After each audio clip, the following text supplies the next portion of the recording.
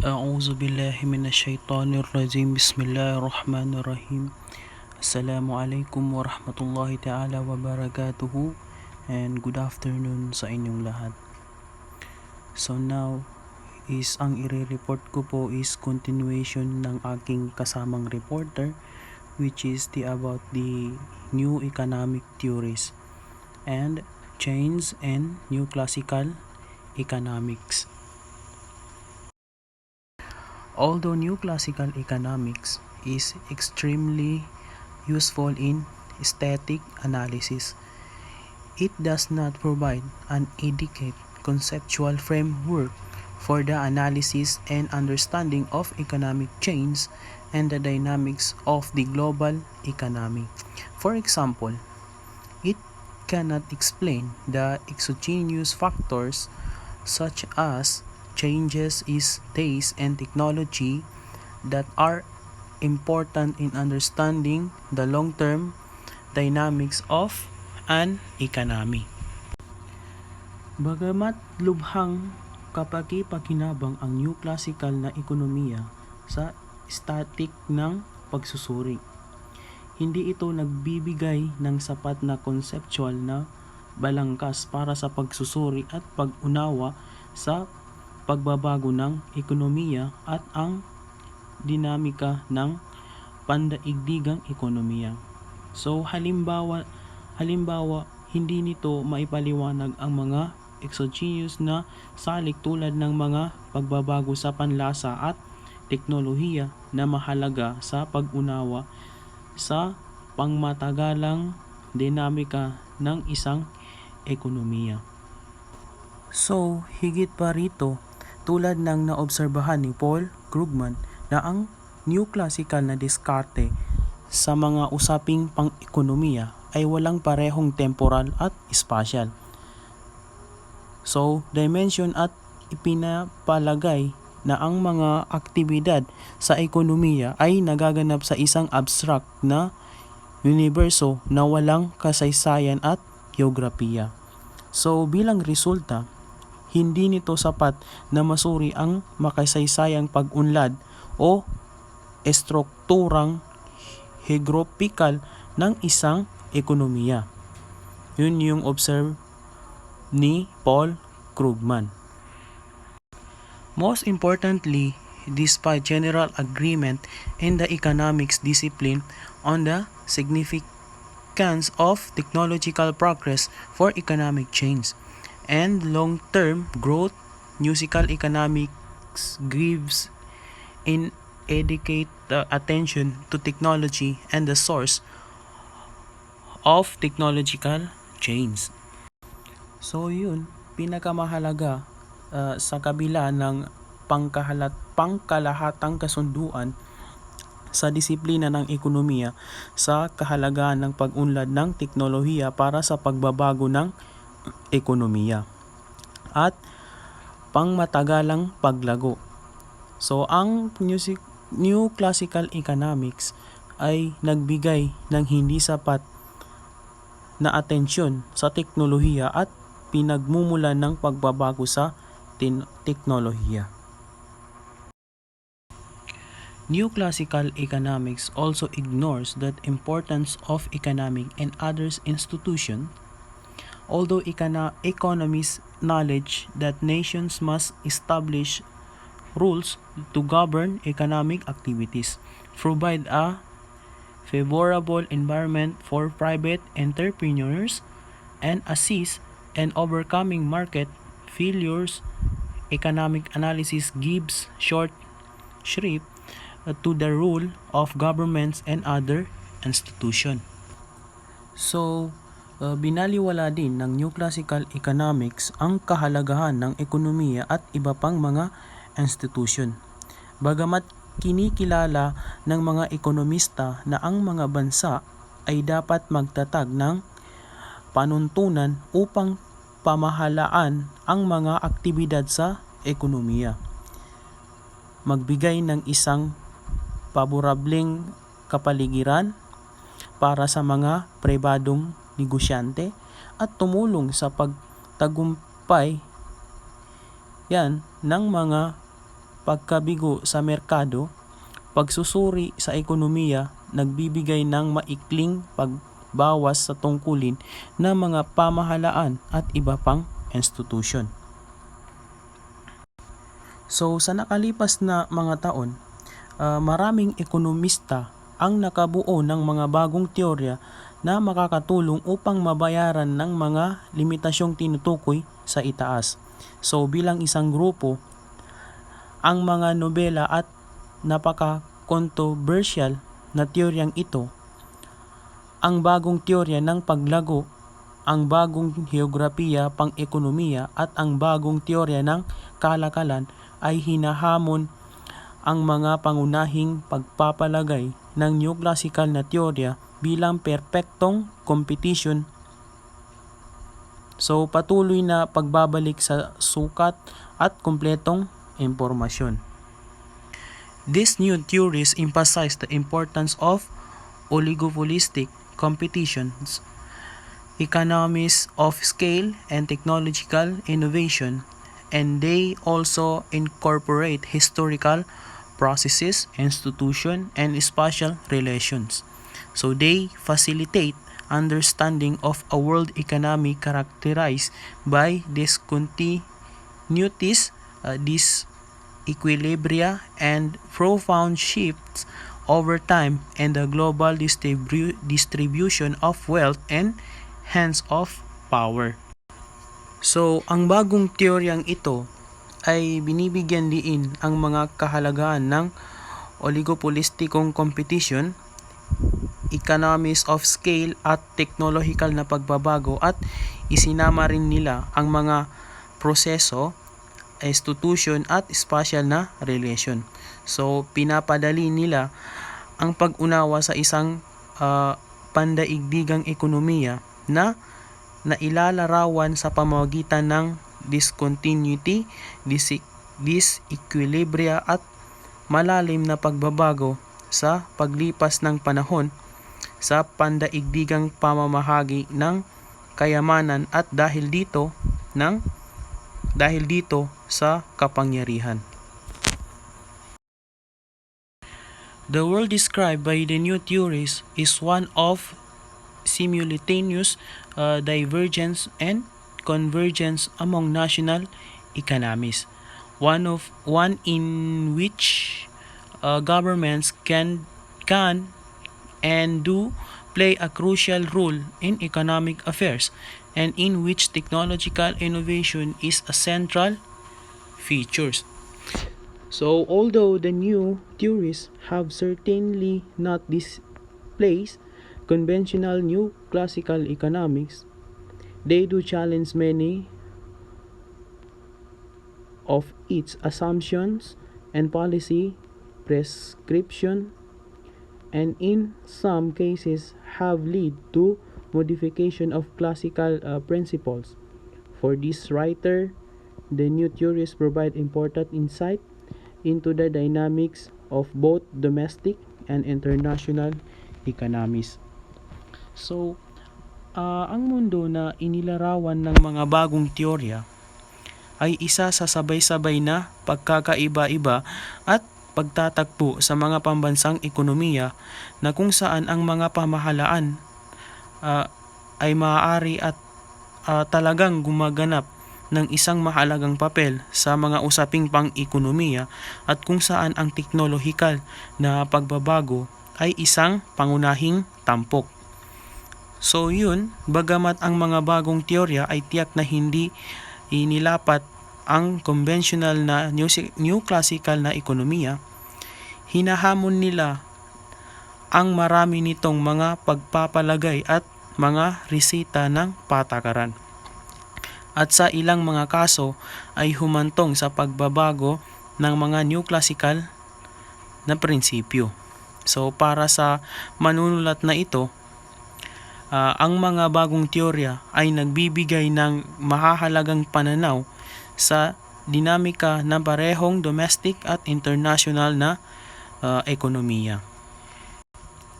So binibigyan din ang mga kahalagahan sa mga usaping pang-ekonomiya ng kasaysayan, heograpiya at mga institusyong panlipunan, pampolitika. Ang mga bagong teorya ay umaakma sa mga insight at analytic na pamamaraan ng isang state-centric na diskarte sa politikang ekonomiya. So siyempre, sila ay may mga limitasyon at hindi nagbibigay sa atin ng kompletong pag-unawa sa pagbabago sa ekonomiya. So habang ang mga bagong teorya, ito ay maaaring magbago o umakma sa pangunahing New Classical Economics. So, sisimulan ko ang bagong talagayan sa pagsusuri ng ilang mahalagang limitasyon ng New Classical Economics bilang isang kasangkapan para sa pag-unawa sa dinamika ng pandaigdigang ekonomiya. Change in New Classical Economics. Because of New Classical Economics does not consider history and geography when explaining economic affairs. It has limited applicability to comprehension of the functioning of the economy over time and across space. Indeed, New Classical theory generally ignores the changes in economic, political, and other social structures that inevitably result from economic growth. The discipline's focus on equilibrium actually inhibits understanding of the role of economic forces in the evolution of the economy. Dahil hindi isinasaalang-alang ng New Classical Economics ang kasaysayan at heograpiya kapag nagpapaliwanag ang mga usaping pang-ekonomiya. Ito ay may limitadong kakayahang magamit sa pag-unawa sa paggana ng ekonomiya sa paglipas ng panahon at sa buong kalawakan. So sa katunayan, ang teoryang New Classical sa pangkalahatan ay binabaliwala ang mga pagbabago sa pang-ekonomiya, pampolitika at iba pang strukturang panlipunan na hindi maiwasang resulta ng paglago ng ekonomiya. Ang pagtutok ng disiplina sa ekwilibryo ay talagang pumipigil sa pag-unawa sa papel ng mga puwersang pang-ekonomiya sa ebolusyon ng ekonomiya. New Classical analysis provide neither a history of the economy nor an explanation of its evolving nature.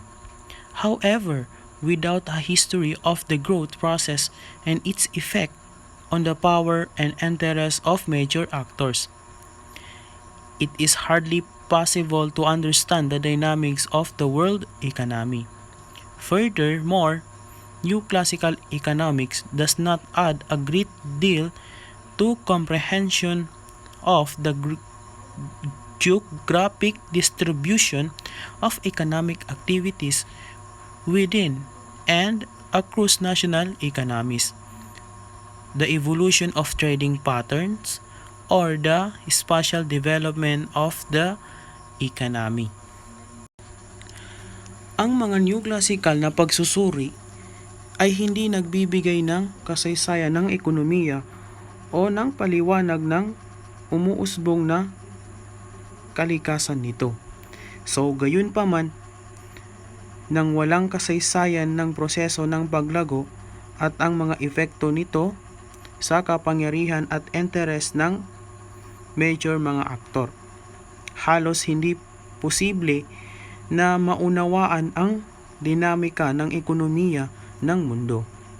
So, higit pa rito, ang New Classical Economics ay hindi na daragdag ng malaki sa pag-unawa sa heograpikong pamamahagi ng mga aktibidad na pang-ekonomiya sa loob at sa buong pambansang ekonomiya, ang evolusyon ng pattern ng kalakalan o ang pasyal na pag-unlad ng ekonomiya. Bagaman naniniwala ang mga New Classical na ekonomista na ang pamamahagi ng teorya ng mga aktibidad na pang-ekonomiya ay may kaunting kahihinatnan hanggat ang bawat ekonomiya ay kumikilos ayon sa batas ng comparative advantage. Ang tanong kung alin ang bansa ang gumagawa ng potato chips o computer chips. So ang pinakamahalaga sa mga grupo, bansa at rehiyon sa buong mundo. So ang geographical na pamamahagi ng international division ng paggawa at ang mga paraan na kung saan nagbabago ang special na organisasyon na mga aktibidad na pang-ekonomiya sa paglipas ng panahon ay kabilang sa mga pinaka-controversial na isyu sa ekonomiya ng mundo. The failure of mainstream economists to give sufficient attention to technological innovation is an especially glaring limitation. In the traditional approach of new classical theory, there are several weaknesses. So ito ang kabiguan ng mga pangunahing ekonomista na magbigay ng sapat na atensyon na teknolohikal na pagbabago ay isang particular na nakasisilaw na limitasyon. Sa traditional na diskarte ng new classical theory, mayroong ilang mga kahinaan. Number 1, because technological advance is considered exogenous to the economic system, economists have developed no comprehensive explanation for it. So, number 1, dahil ang pag-unlad ng teknolohiya ay tinuturi na exogenous na sistema ng ekonomiya. So, ang mga ekonomista ay hindi nakabuo ng komprehensibong paliwanag para dito.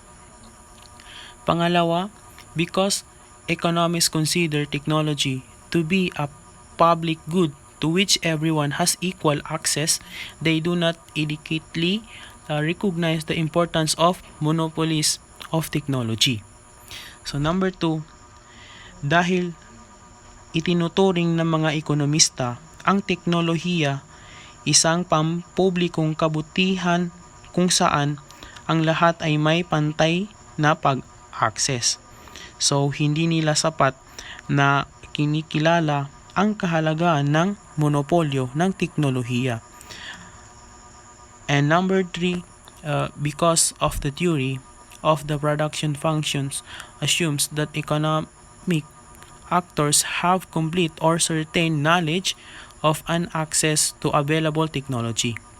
Economists frequently fail to integrate uncertainty to their writings. So ang last or pangatlo ay dahil ipinapalagay ng teorya ng function ng produksyon na ang mga aktor ng ekonomiya ay may kompleto o tiyak na kaalaman at access sa magagamit na teknolohiya. So kadalasang nabigo ang mga ekonomista na isama ang kawalan ng katiyakan sa kanilang mga sinulat. Yun. Many economists knowledge that institutions, social, political, economic, do play a role in the outcome of economic activities. However, their emphasis on the market leads many, and maybe most, to ignore the significance of institution. So, even those who to take institutions seriously give little attention to their origins and function. So, kinikilala ng maraming ekonomista na ang mga institusyon tulad ng panlipunan, pampolitika, pang-ekonomiya ay may papel sa kinalabasan ng mga aktibidad sa ekonomiya. Gayunpaman, ang kanilang pagbibigay diin sa merkado at humantong sa marami at marahil sa karamihan na huwag pansinin ang kahalagahan ng mga institusyon. kahit na ang mga taong siniseryoso ang mga institusyon ay hindi gaanong binibigyan pansin ang kanilang mga pinagmulan at tungkulin. So, ang pagpapaliwanag sa mga institusyon bilang resulta ng mga pagtatangka ng mga makatwirang individual na i-maximize ang kanilang mga interes. Ang mga neoclassical na institutionalista, halimbawa, ay karaniwang hindi pinapansin ang mga papel ng pagkakataong kaganapan at ideolohiya sa pinagmulan ng ekonomiya at iba pang mga institusyon. Mga bagong insight na ibinigay ng mga konsepto ng path dependence at pinagsama-samang proseso, ipaliwanag kung paano maaring magkaroon ng malakas na epekto ang mga makasaysayang aksidente at mga pangyayaring hindi makatwiran sa ebolusyon ng mga institusyong iyon na humuhubog sa mga usaping pang-ekonomiya. Pagamat tinatangka ng mga bagong konsepto na malampasan ang taglay ng mga limitasyon ng mga teoryang neoklasiko. So, hindi nila binawi ang mga pangunahing teorya o ang mga pagpapalagay ng conventional sa ekonomiya. I think dun na po nagtatapos ang aking report. I am Benjamin Ibrahim, the second reporter of Group 5. Shukran and wasalam. Thank you for listening and watching.